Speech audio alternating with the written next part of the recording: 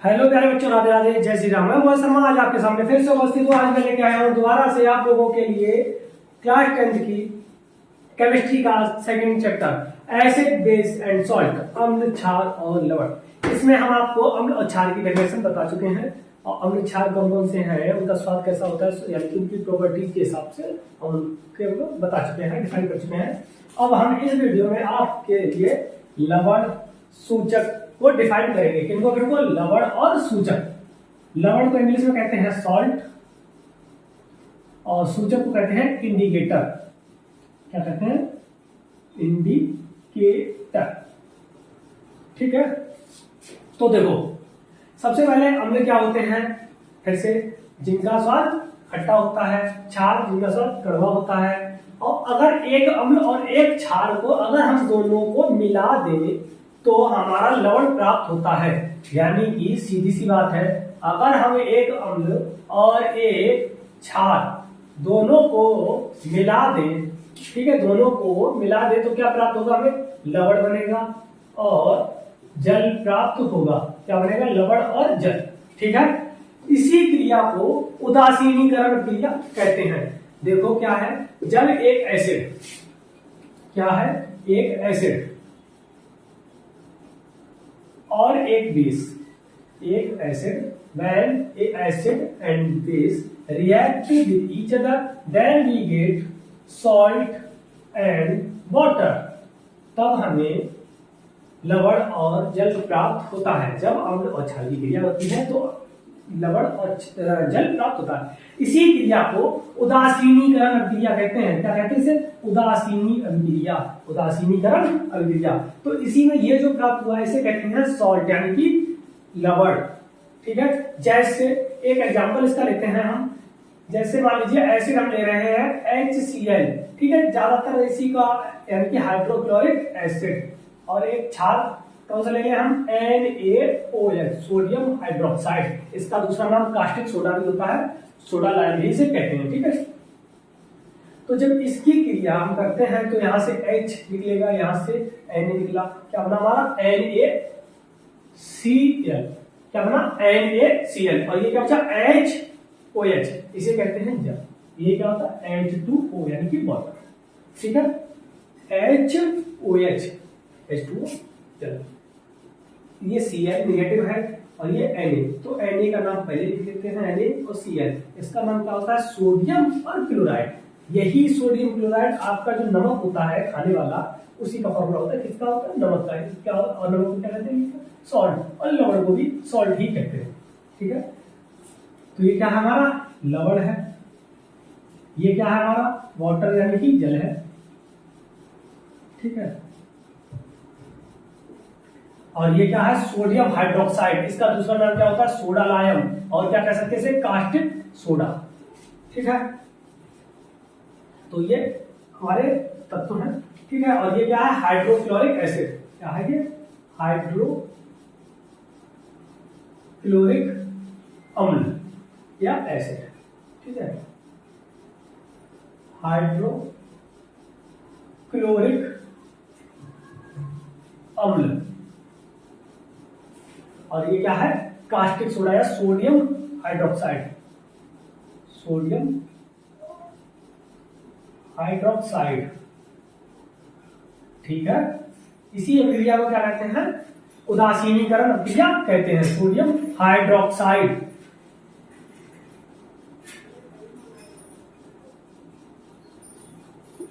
ठीक है, तो ये तो है आपके लवण। ठीक है, इसमें किसी प्रकार की समस्या? अम्ल क्षार। अम्ल हम आपको बता भी चुके हैं, कई अम्ल बता चुके हैं। ठीक है, जैसे कौन कौन सा?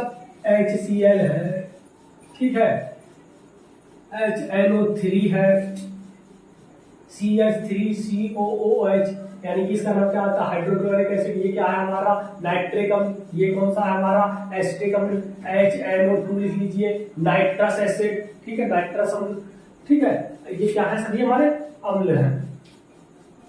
ठीक है, और क्षार क्या होते हैं? क्षार जैसे क्षार के लिए जैसे कि हम मान लीजिए NH4OH अमोनियम हाइड्रोक्साइड है, CaOH का होल्ड कैल्शियम हाइड्रोक्साइड है, NaOH सोडियम हाइड्रोक्साइड है, MgOH का होल प्राइस यानी कि मैग्नीशियम हाइड्रोक्साइड। मैग्नीशियम हाइड्रोक्साइड है, ये क्या है हमारे सब लव यानी कि क्षार है, ठीक है। और एक अम्ल और एक क्षार अगर उठाएंगे हम तो हमारा लवण बनेगा, इसी क्रिया को उदासीनीकरण क्रिया कहते हैं। ये बहुत अच्छी रिएक्शन है, ये पहले चैप्टर में भी है आपके और दूसरे चैप्टर में भी है, और ये ज्यादातर पूछ ली जाती है, ठीक है। तो इसको अच्छी तरह से कर सकते हैं।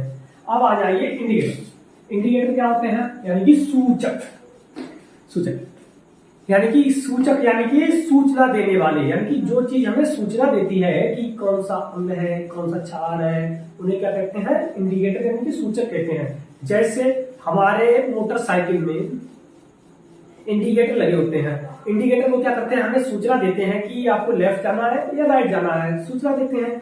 अगर नहीं ऑन किया है तो इसका मतलब है हम स्ट्रेट जा रहे हैं, यानी कि सीधे जा रहे हैं, सीधी रेखा में जा रहे हैं। तो ये क्या है, हमें सूचना देते हैं। तो वैसे ही यहाँ पर ये है तत्व, कुछ तत्व ऐसे होते हैं जो हमें सूचना देते हैं, ठीक है, क्योंकि ये अम्ल है या क्षार है, तो उन्हीं को क्या कहते हैं, सूचक कहते हैं। तो क्या होगा, वे पदार्थ जिनके द्वारा हम अम्ल और क्षार की पहचान करते हैं, अम्ल क्षार को पहचानते हैं, उन्हें क्या कहते हैं, सूचक कहते हैं, ठीक है। तो देखो अगर इसी को इंग्लिश में कहेंगे तो क्या कहेंगे, these substances which identify acid and base are called indicator, यानी कि जो हमें बताते हैं, पहचानने में मदद करते हैं, हेल्प करते हैं हमारी, वो क्या होते हैं, यानी कि अम्ल और क्षार को, तो वो क्या कहते हैं, हमारे इंडिकेटर कहलाते हैं, ठीक है। तो ये कितने प्रकार के होते हैं, there are 3 type of indicator. Number 1 पहला होता है आपका प्राकृतिक, क्या है सबसे पहला, प्राकृतिक, प्राकृतिक सूचक, इंग्लिश में कहेंगे नेचुरल इंडिकेटर, नेचुरल इंडिकेटर, ठीक है, नेचुरल इंडिकेटर। दूसरा है आपका संश्लेषित, संश्लेषित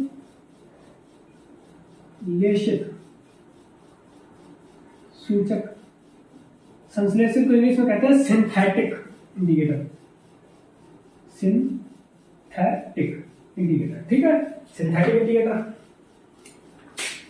नेक्स्ट आपका तीसरा है गंधीय सूचक, गंधीय सूचक, इसे कहते हैं all factory, all factory indicator, indicator, ठीक है, ऑल फैक्ट्री इंडिकेटर। तो देखिए ये 3 प्रकार के होते हैं। तो सबसे पहला है, ये किसके प्रकार है, सूचक के, ठीक है। तो प्राकृतिक सूचक, नाम से ही पता चल रहा है, प्राकृतिक यानी कि नेचुरल, सीधी सी बात है, वे पदार्थ जो हमें नेचर में प्राप्त होते हैं वो नेचुरल इंडिकेटर कहलाते हैं, ठीक है, यानी कि जो हमें नेचर से प्राप्त होते हैं। जैसे कि इसके लिए एग्जाम्पल लिखा है, ठीक है। तो लिटमस पेपर क्या है, litmus paper, litmus paper, litmus paper है, यानी कि ये किससे, लाइकेन नामक एक पौधा होता है, उससे ये बनाया जाता है। तो ये क्या है, लाइकेन पौधा है। पौधा क्या होता है, नेचुरल रिसोर्सेज यानी कि प्राकृतिक संसाधन है, यानी कि ये प्रकृति में पाया जाता है, ठीक है। यानी कि जो लाइकेन नामक पौधा होता है, यानी कि पौधे सभी नेचर में पाए जाते हैं, यानी कि नेचर में पाए जाते हैं प्रकृति में, तो ये उसी से बनाया जाता है, कैसे, लाइकेन नामक पौधे से। तो लाइकेन नामक पौधे से लिटमस पेपर बनाया जाता है, तो इसीलिए इसको क्या कहते हैं, प्राकृतिक सूचक कहते हैं, ठीक है। तो उसकी श्रेणी में रखा गया। दूसरा देख लीजिए आपका हल्दी, हल्दी भी क्या है, प्रकृति में ही पाई जाती है। ये क्या है, तो पौधा होती है, ठीक है, यानी कि पौधे के अंदर एक जड़, ठीक है, जड़ में होता है, इसके पत्ते होते हैं, तो यानी कि ये हल्दी है, ठीक है। अब लिटमस पेपर किस तरह से सूचना देते हैं, हल्दी किस तरह से सूचना देती है, तो देखो लिटमस पेपर क्या करते हैं, अगर लिटमस पेपर पर, ठीक है, अगर लिटमस पेपर हमारा लाल है, लाल, अगर हमारे पास लाल लिटमस पेपर है, कैसा, लाल, ठीक है, अगर लाल लिटमस पेपर है, सीधी सी बात है, अगर हमारा लिटमस पेपर कैसा है, लाल, और अगर इसको हमने क्षार से क्रिया करा दी है तो ये नीला हो जाएगा, कैसा हो जाएगा, नीला, ठीक, चेंज हुआ, कलर चेंज हुआ, इसका मतलब है कि ये तो अम्ल होगा या क्षार होगा। अगर लाल से नीला हो गया है तो हमारा क्षार है, क्या है, क्षार, ठीक है, जो हमने मिलाया था, यानी कि जिसमें हमने लिटमस पेपर को, यानी कि पेपर के ऊपर जो हमने डाला था वो हमारा क्षार होगा। ठीक है, अगर यही लिटमस पेपर हमारा नीला है, कैसा नीला है, स्वाभाविक रूप से अगर नीला है तो कैसा हो जाएगा, ये लाल। ठीक, तो अगर नीले से लाल हो जाए तो इसका मतलब ये क्या है, हमारा अम्ल है, यानी कि एसिड है। ठीक है, ब्लू से अगर हमारा रेड हो जाए तो कैसा है, एसिड है। ठीक है, और अगर रेड से ब्लू हो जाए तो इसका मतलब क्या, हमारा बेस है। लेकिन अगर यही हम नीले को लाल में, यानी कि नीला लिटमस पेपर है, इसको अगर हम क्षार में डुबोएंगे, नीले लिटमस पेपर को ध्यान से सुनना, अगर हम नीले लिटमस पेपर को क्षार में डुबोएंगे, यानी कि क्षार में डालेंगे, तो कोई भी परिवर्तन नहीं होगा। ठीक है, फिर से सुन लो, अगर हम नीले लिटमस पेपर को क्षार में डालेंगे तो कोई भी परिवर्तन नहीं होगा। ठीक है, और उसी तरह से अगर हम अम्ल को लाल लिटमस पेपर में डालते हैं तो कोई भी परिवर्तन नहीं होता, क्योंकि हमारी प्रोसेस इधर से इधर चलती है, यानी कि अम्ल, अब अम्ल से अगर लिटमस पेपर से क्रिया करेंगे तो नीले से लाल बन जाएगा, लाल से नीला नहीं होगा।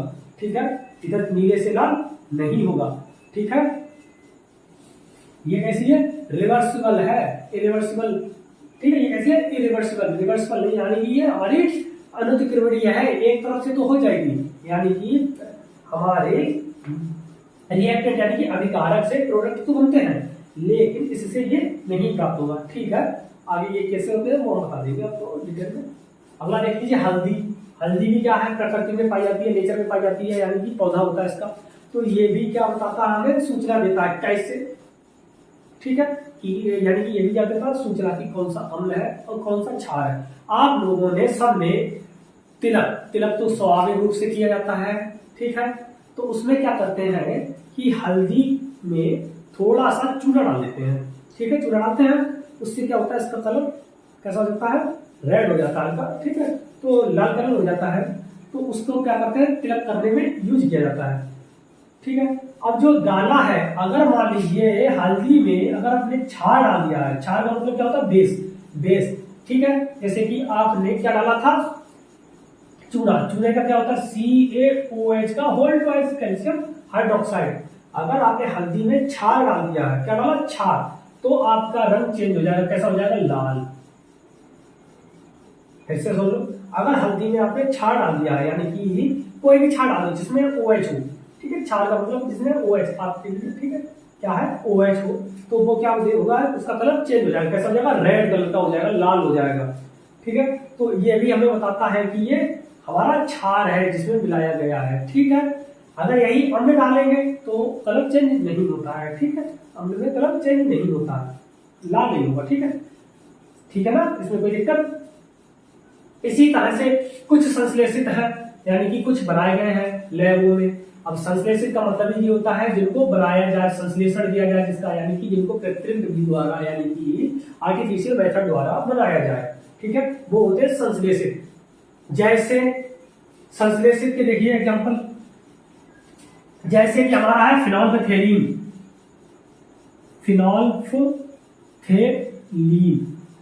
ये एक कंपाउंड है जो कि लैबों में बनाया जाता है।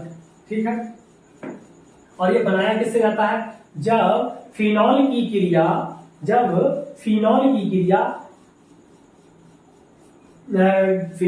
एस्टिक एनहाइड्राइड के साथ, यानी कि जब फिनॉल की क्रिया एस्टिक एनहाइड्राइड के साथ करते हैं तो फिनोल्फथेलीन बनता है। ठीक है, तो इस क्रिया को थैलिक क्रिया कहते हैं, उसकी हमें जरूरत ना है। तो यानी कि ये क्या है, हमारा फिनोल्फथेलीन, ये भी क्या है, प्रकृति में, यानी कि ये हमारा बनाया जाता है, प्रकृति में ये हमें प्राप्त नहीं होता है, ये कृत्रिम विधि द्वारा बनाया जाता है। अगला देख लीजिए, मैथिल ऑरेंज। क्या है, मैथिल ऑरेंज, ये भी क्या है, एक सूचक है। ठीक है, मैथिल ऑरेंज, ये भी क्या है, देखो इंग्लिश में भी इसको लिख लो, फिनोल्फथैलीन। ठीक है, फिनोल्फथैलीन। ठीक, अगला है मैथिल ऑरेंज। तो मैथिल ऑरेंज ये क्या है, हमारे संश्लेषित सूचक है। अगली आ जाइए गंधीय सूचक। ठीक है, ऑल्फैक्टरी इंडिकेटर, ऑल फैक्ट्री यानी कि अब नाम से ही पता चल रहा है गंधीय, गंध माने होता है गंध, ऐसे सूचक इनकी द्वारा क्या होता है गंध में परिवर्तन होता है, यानी कि स्मेल में परिवर्तन हो जाता है। गंध स्मेल, स्मेल में क्या होता है परिवर्तन हो जाता है। जैसे कि एसिड में मिलाया तो किस तरह से परिवर्तन होगा, क्षार में मिलाते हैं तो कोई भी परिवर्तन नहीं होता है, ठीक है। अगर इनकी हम क्रिया क्षार से कराते हैं तो कोई परिवर्तन नहीं होता। जैसे फॉर एग्जाम्पल देखो इसके एग्जाम्पल देखते हैं, जैसे हमारे पास है, इसको थोड़ा रफ करते हैं, ठीक है, इसको रफ करें, इस रिएक्शन को रफ कर रहे हैं, ठीक है। देखो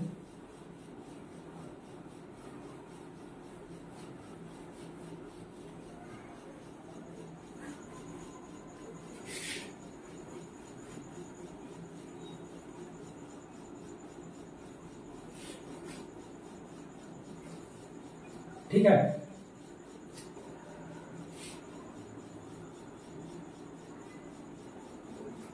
तो देखो अगला क्या है गंधीय सूचक। गंधीय सूचक क्या होते हैं, जैसे कि इनके एग्जांपल लेते हैं किसके, गंधीय सूचक के। गंधीय सूचक के एग्जांपल देखिए, किसके गंधीय सूचक कौन कौन से हैं, जैसे कि हमारा प्याज है, ठीक है, क्या कहते हैं इंग्लिश में, ओनियन, यानी कि जो सब्जी में डाला जाता है, प्याज जैसे सब्जी होती है, ठीक है। और दूसरा क्या है वेनिला, ठीक है, वेनिला, जो कि जैसे कि फ्लेवर होते हैं, आपने देखे होंगे चॉकलेट में, ठीक है, कि वेनिला फ्लेवर है, आइसक्रीम में फ्लेवर रहते हैं, ठीक है। अगला क्या है आपके क्लोव। क्लोव का मतलब होता है लौंग। लौंग में भी क्या होती है, स्मेल आती है, ठीक है, जो सब्जी में डाली जाती है। लौंग पूजा में भी यूज की जाती है ज्यादातर, ठीक है। लौंग आहुति लगाने के लिए यज्ञ में, तो ये क्या है लौंग, क्लोव। अब इनको भी क्या करते हैं, ये भी क्या है हमारे सब गंधीय सूचक है, यानी कि इसमें भी गंध आती है, प्याज में भी, वेनिला में भी आती है, और लौंग यानी कि लौंग में भी आती है, तीनों में गंध आती है। अब ये बताएंगे किस प्रकार की हमारा ये अम्ल है या क्षार है, ठीक है, फिर से सुनो, यानी कि प्याज, वेनिला और क्लोव, ये किस प्रकार बताएंगे, कैसे बताएंगे कि ये हमने जो लिया गया है ये हमारा अम्ल है, क्षार है, क्या है। तो उसके लिए क्या करते हैं, जब हम इन तीनों चीजों को, अगर हमने इन तीनों चीजों को, फिर से सुन लीजिए, अगर हम इन तीनों चीजों की क्रिया अगर क्षार के साथ करा दे, किसके साथ, क्षार के साथ करा दे, तो हमारा कोई भी परिवर्तन नहीं होता है। यानी कि अगर हम इन सब की क्रिया, यानी कि इन तीनों की, प्याज की, वेनिला की, क्लोव यानी कि लौंग की, तीनों चीजों की क्रिया अगर हम क्षार के साथ कराते हैं तो नो चेंज, यानी कि कोई भी परिवर्तन नहीं होता है। वैसे अगर लौंग में थोड़ा कलर चेंज होता है, लेकिन इतना नहीं होता है कि आप इसको ज्यादा चेंज कर देख पाए, ठीक है। कोई भी परिवर्तन नहीं होगा, क्या होगा, कोई भी परिवर्तन नहीं होगा, ध्यान रखना इसको। अगर प्याज और वेनिला क्लोव की क्रिया अगर हम किसी भी बेस के साथ, यानी किसी भी क्षार के साथ करते हैं, तो कोई भी चेंज नहीं होगा, किसी भी प्रकार का कोई भी परिवर्तन नहीं होगा, कोई परिवर्तन नहीं, ठीक है, क्या कोई भी परिवर्तन नहीं होगा, इसमें किसी प्रकार की कोई समस्या। अगर यही, ठीक है, यानी क्षार में डाला तो कोई परिवर्तन नहीं होता। अगर इन्हीं चीजों को अगर हम अम्ल में डालते हैं, यानी कि अम्ल में डालेंगे तो अलग अलग रंग, यानी कि अलग अलग हमें स्मेल प्राप्त होगी, ठीक है, स्मेल अलग अलग होती है, तो उसके हिसाब से इनको हम परिवर्तित कर सकते हैं, यानी कि पहचान सकते हैं कौन सा हमारा अम्ल है और कौन सा क्षार है, ठीक है। अम्ल और क्षार के पहचानने की ये रही सबसे अच्छी तरीकी, यानी कि इन्हें कहते हैं सूचक, इन्हें क्या कहते हैं, इंडिकेटर, यानी कि सूचक। तो ये है आपका पार्ट सेकंड, इसमें आप लोगों को हमने आज लवण और सूचक दो चीजें पढ़ाई हैं, दो चीजें कोशिश करके बहुत अच्छी तरह से समझाया है आप लोग, और अच्छी तरह से इसको, यानी कि इस वीडियो को बहुत अच्छी तरह से देखिए, एक बार में ना समझ में आए दूसरी बार देखिए, लेकिन इसको करना आप लोगों के लिए बहुत ही अच्छा है, फायदेमंद रहेगा, ठीक है। पेपर में इसमें ऑब्जेक्टिव एक या दो जरूर ही पूछ लिए जाएंगे, ऑब्जेक्टिव, और कई हो सकता है कि इनके प्रकार भी पूछ लिए जाए, ठीक है। आज का ये जो टॉपिक था आपका बहुत ही इंपॉर्टेंट रहने वाला है, यानी कि इंपॉर्टेंट था, तो आप लोग इसको अच्छी तरह से कीजिए। इसमें हमने आपको बहुत ही चीजें बता दी हैं, ठीक है, तो देख लीजिए इसको। अब हम अगले वीडियो में मिलेंगे आपसे अगली, ठीक है, तब तक के लिए राधे राधे, जय श्री राम।